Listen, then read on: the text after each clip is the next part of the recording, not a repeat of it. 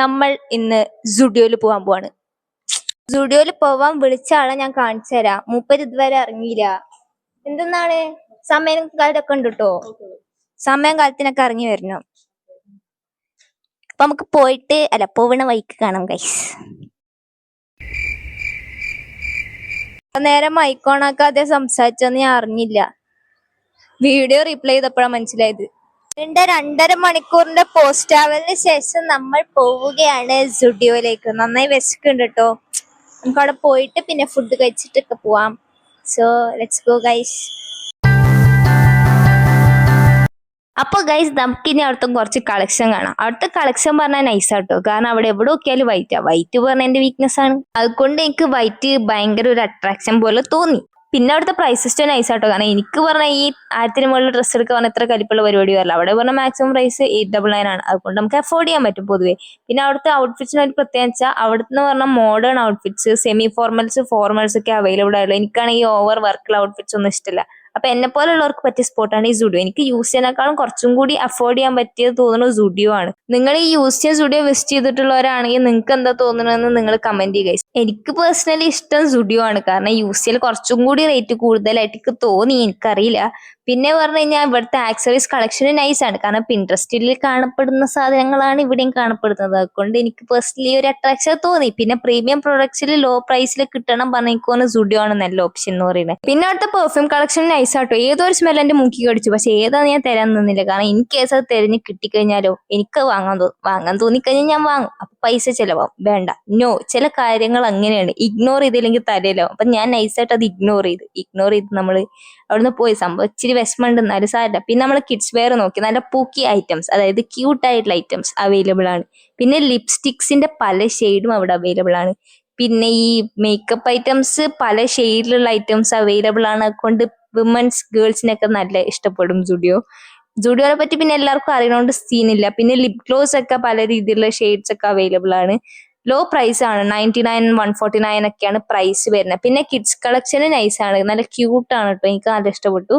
പിന്നെ നമ്മുടെ വീട്ടിൽ കിഡ്സ് ഒന്നും ഇല്ലാത്തതുകൊണ്ട് നമ്മൾ അധികം ഏരിയയിൽ കറങ്ങി തിരിഞ്ഞ് കളിച്ചില്ല. പിന്നെ അവിടുത്തെ മെൻസ് കളക്ഷന് നൈസാണ്. ഷൂസ് കാര്യങ്ങളൊക്കെ അവൈലബിൾ ആണ്. പിന്നെ അവിടുത്തെ ചെപ്പൽ കളക്ഷൻ നൈസാട്ടോ. എനിക്ക് സംഭവം ഇഷ്ടപ്പെട്ടു. അവിടെ ഞാൻ ചൂസ് ചെയ്ത് വൈറ്റ് ആണ്. എനിക്ക് സംഭവം വൈറ്റിനോട് ഈയിടെയായിട്ട് ഭയങ്കര അഡിക്ഷനാ തോന്നുന്നുണ്ട്. പിന്നെ ഞാൻ വെച്ചു അവിടെ. കാരണം എന്റെ ഓൾറെഡി വൈറ്റ് ഒരുപാടുണ്ട്. ഇനി വെറുതെ വാങ്ങിച്ച് പൈസ ഉണ്ടല്ലോ വിചാരിച്ച് നമ്മളവിടെ വെച്ചു. എനിക്ക് സുഡിയോനോട് കുറച്ച് ഇഷ്ടം തോന്നാൻ കാരണം എനിക്ക് കുറെ കടകളിൽ കയറി നിരങ്ങി നടക്കുന്ന ഇഷ്ടമല്ല. എനിക്ക് ഒരു കടയിൽ കയറി എല്ലാം കിട്ടുന്നതാണ് എനിക്ക് ഏറ്റവും ഇഷ്ടം. അപ്പൊ എനിക്ക് സുഡിയോ കുറച്ചും കൂടി ബെറ്റർ ആയിട്ട് ഓപ്ഷൻ ആയിട്ട് തോന്നാൻ കാരണം അതാണ്. എനിക്ക് കൂടുതൽ സമയം കളയാൻ ഇഷ്ടമില്ല.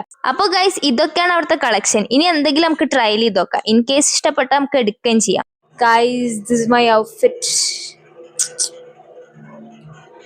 സംഭവം നൈസാ തോന്നുന്നു. ഗൈസ് ഇവിടുത്തെ കളക്ഷൻ കൊള്ളാം. അപ്പൊ നിങ്ങക്ക് വന്ന് ഇവിടുന്ന് ഷോപ്പ് ചെയ്യണമെങ്കിൽ ഷോപ്പ് ചെയ്യാം. സംഭവം സ്പോട്ട് ചങ്ങരംകുളത്താണ് കേട്ടോ.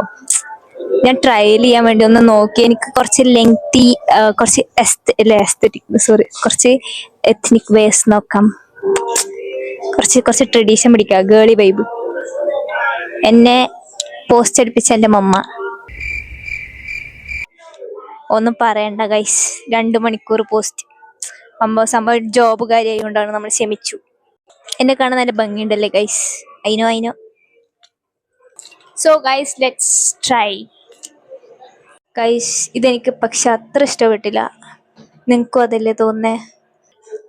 ഇത് കുഴപ്പമൊന്നുമില്ല. എന്നാലും ഈ ഇതിന് കമ്പയർ ചെയ്യുമ്പോ ഇല്ല ഗൈസ് തീരെ ആർട്ടിഫിഷ്യാലിറ്റി ഇല്ല.